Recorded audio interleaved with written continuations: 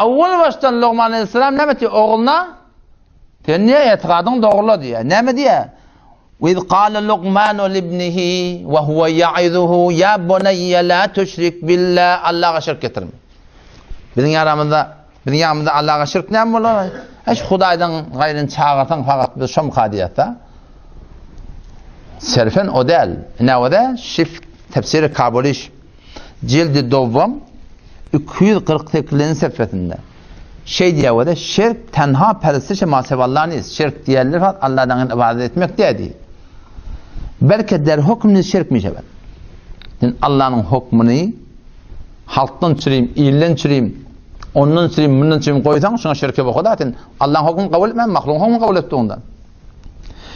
Şirk tenha perestiş masevallahınız. Belki der hükmünü şirk mi şebet? Ki insan der tehlil-i tahrim, halal haramda istinad-ı şer'iyle bugzaret, şeriata uğra bulmadan elçekten ve khas peyrevan ara ve ahva gardet. Haşatlarına uğra elçekten ganimet mutab olur.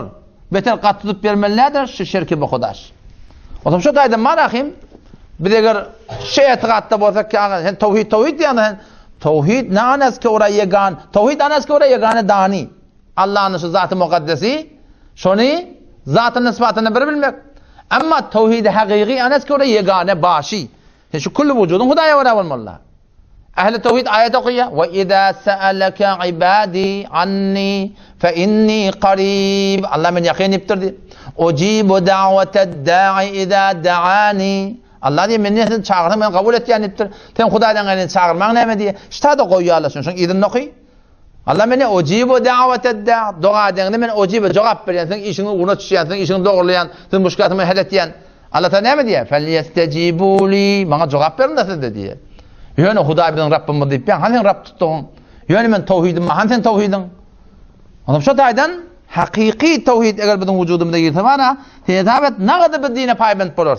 Ha şirk diyorlar onu Huday Teala'dan gayrı tabi olmaklık o. Fakat serfen yani ama bu Huday'a tığınmadı. Hem bu Huday'a tığınsın yani bu Huday'a vardı bolmalı zaten.